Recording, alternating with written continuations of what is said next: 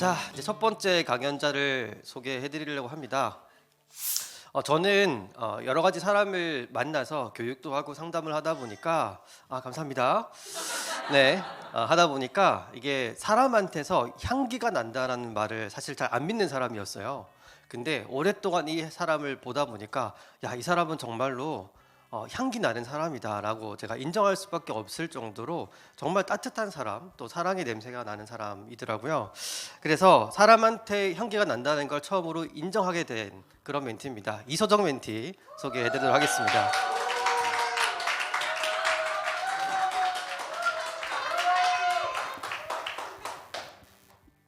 네, 향기 나는 그녀 이소정.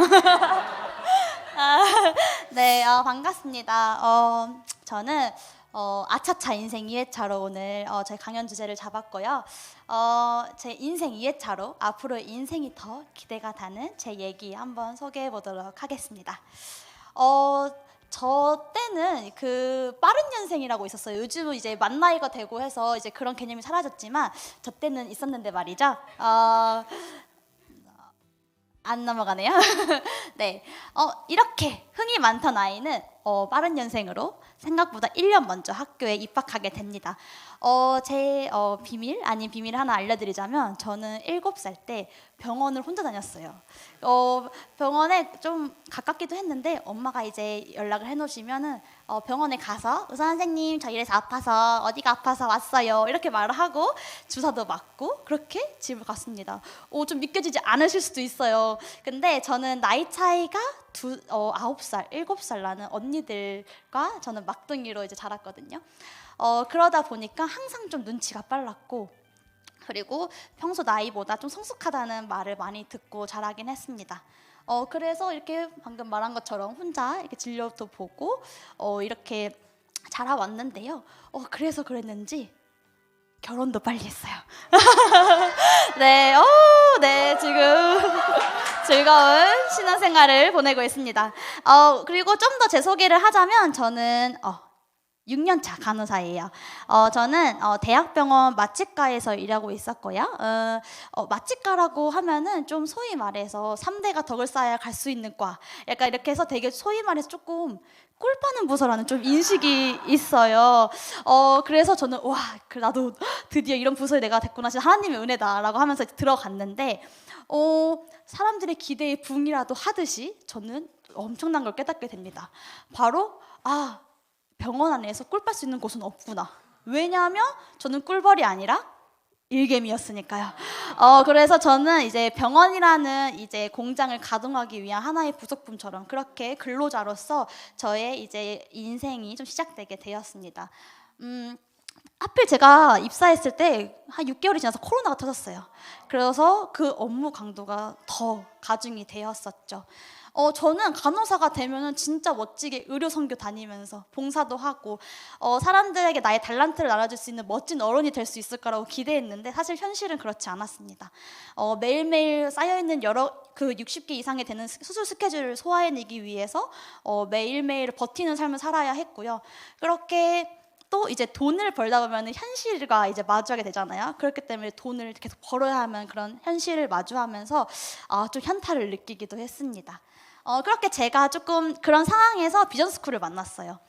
그래서 이제 비전을 찾기 시작을 했고 그러면서 저희 진로를 찾아가는 과정이 있었고요.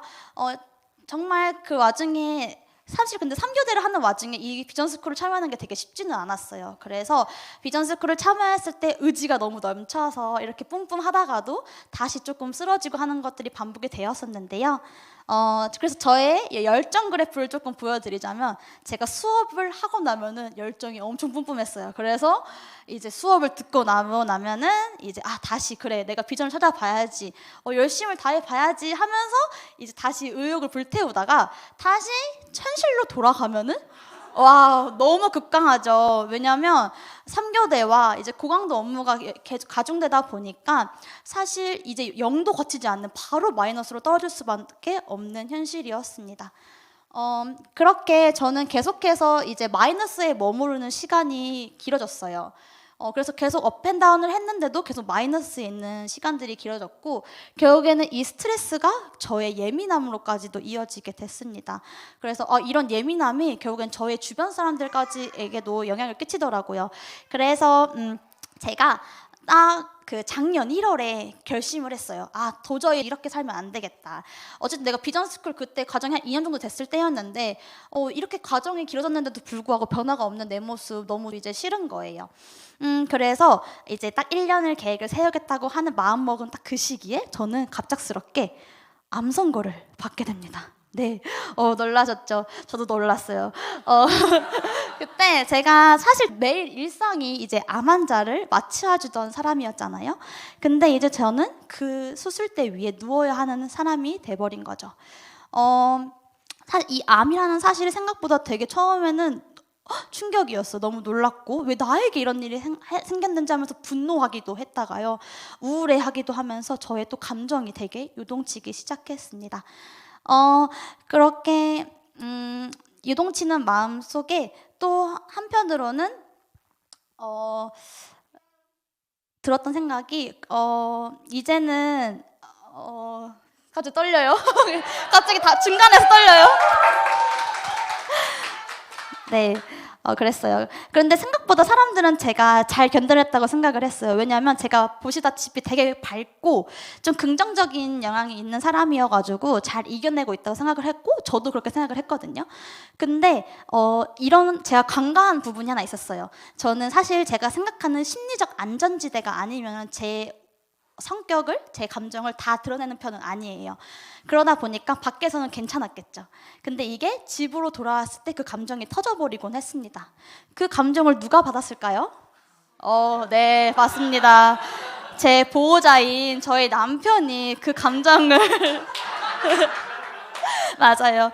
그렇게 저희가 그렇게 감정을 다 쏟아붓게 되는 거예요. 그러다 보니까 저의 이런 네거티브적인 나쁜 부정적인 영향이 저희 남편에게도 영향을 끼치게 됐습니다.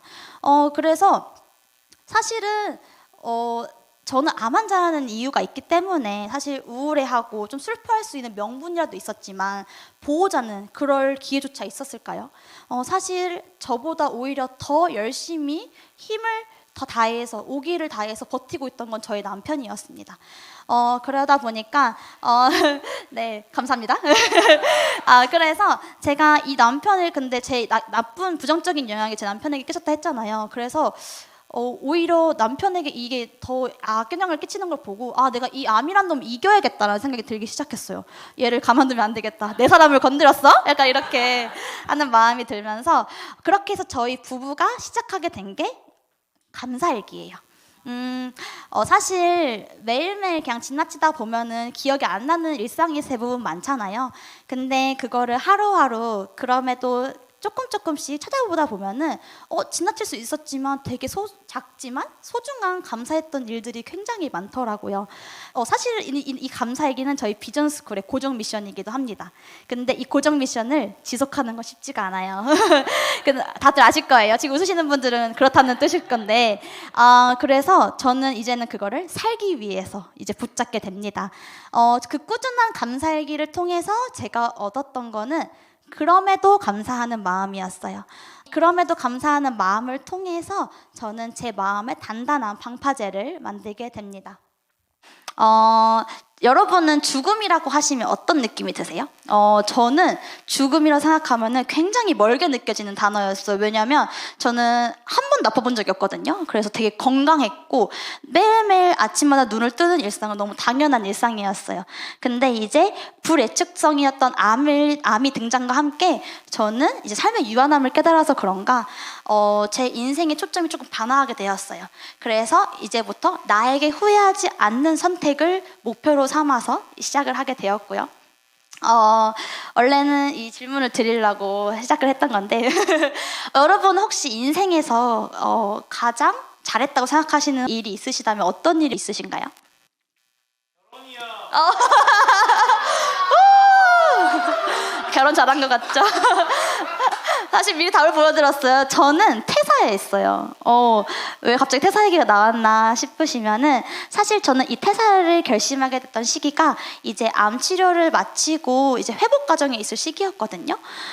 그래서 그 시기를 조금 다시 말씀을 더 드리면은 저는 그때 연봉을 상승을 앞두고 있었어요. 왜냐하면 승급을 했었거든요.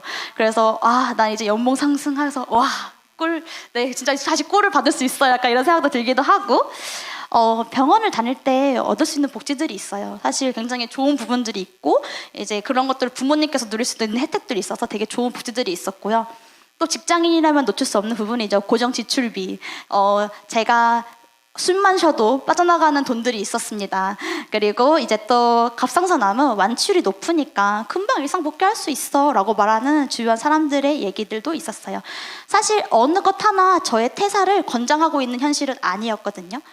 근데 이제 제가 시선을 바뀌었다고 했잖아요.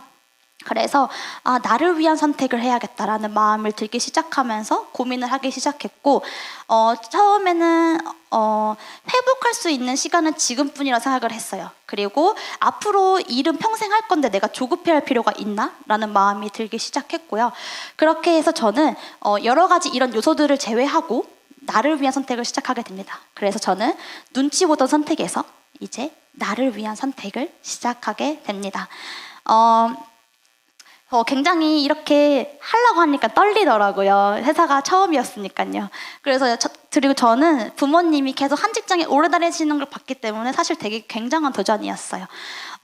그래서 이왕 이렇게 도전하게 마음 먹은 거 그동안 여러 가지 걱정들로 미뤄왔던 거를 한번 하나씩 해보자 이렇게 해서 제가 여러 가지 도전을 하기 시작했는데요. 그 첫 번째로는 제가 캔들 자격증을 땄어요. 뭔가 저는 창업이라는 게 굉장히 멀게만 느껴지는 단어를 생각했는데 한번 이거 해볼까? 하는 마음에 자격증을 휴식하는 동안 취득하기도 했고요. 그리고 운동을 시작했어요. 사실 원래는 필라테스 같은 운동을 했었는데 계속 체력 증진을 위해서는 근육량의 증진이 꼭 필요하더라고요. 그래서 헬스를 했고 그 헬스를 하다 보니까 이제 생각보다 재밌더라고요. 그래서 요즘 무게 올리는 맛에 살고 있고 그리고 저는 블로그를 또 이제 시작을 했어요. 왜냐하면 갑상선암은 우리나라 국내 1위 방열병용 안종이에요. 그러다 보니까 저처럼 많은 어려움을 계시는 분들이 계실 거라 생각에 이제 사명감을 가지고 내가 블로그에 이 치료 과정을 적어봐야겠다. 그래서 지금도 저의 이 글을 보시고 고맙다고 많은 도움이 됐다고 연락 주시는 댓글을 달아주시는 분들도 있고요. 이 블로그를 개설을 하면서 제가 자그마지만 광고 수입도 받고 있기도 하고 체험단 활동을 통해서 한 달에 약 70만 원 가량의 약간 부수입을 내기도 했습니다. 굉장하죠. 그리고 또 하나는 제가 춤을 배웠어요. 네. 제가 맨날 영상으로만 보던 그 춤을 한번 배워보고 싶은 거예요. 근데 안 될 게 뭐가 있어? 하면서 도전을 시작을 했고 옆에 보시면 초등학교 이제 중학교 친구들이에요. 그 사이에서 이모가 열심히 같이 춤을 추면서 연습을 좀 굴하지 않았거든요. 그랬더니 나중에 그 친구들이 박수를 쳐주더라고요.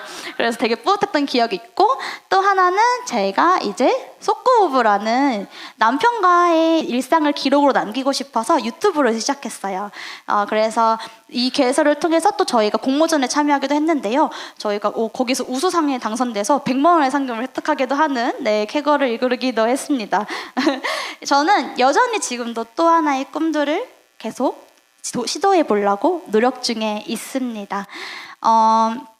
사실은 멘토님께서 저한테 여러 가지 일들을 이제 해보자고 하면서 권유해 주실 때가 있었어요. 근데 저는 그때마다 여러 가지 이유를 대면서 주저했죠.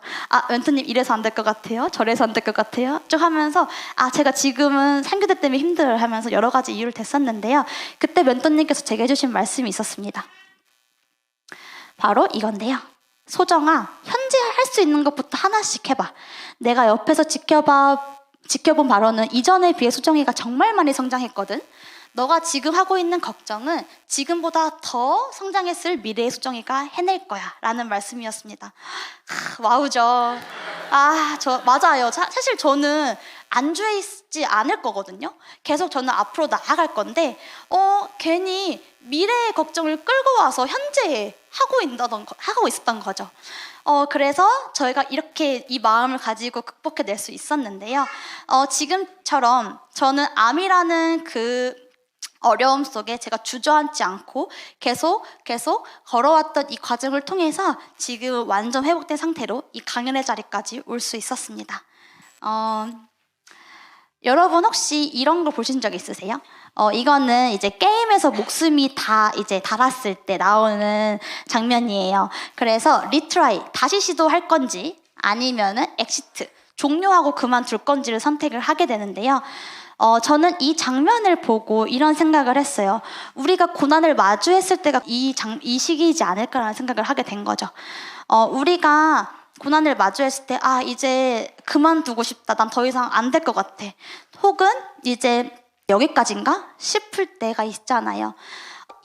그 시기에 결국에 선택은 나에게 달려있다고 생각을 했습니다.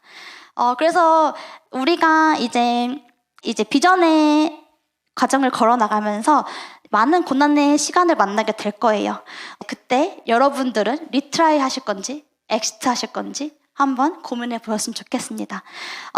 그리고 응원하고 싶어요. 여러분들이 그런 고난의 시기를 만났을 때 다시 걸어나갈 수 있는 리트라이 할 수 있는 용기와 또 계속해서 나아갈 수 있는 그런 또 여러분만의 고난의 스토리를 극복해 나갈 수 있는 그 스토리를 제가 너무 기대하는데요.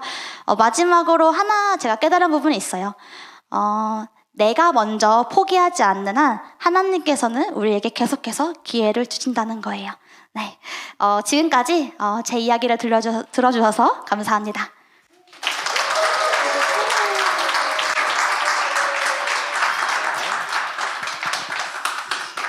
네, 제가 왜 향기 나는 사람이라고 부르는지 알겠죠? 그냥 보기만 해도 되게 사랑스럽지 않은가요? 그죠? 좋습니다. 어떻게 이렇게 방청객과 이렇게 호흡이 잘 맞는지 마치 배우자가 앉아 있는 것 같네요.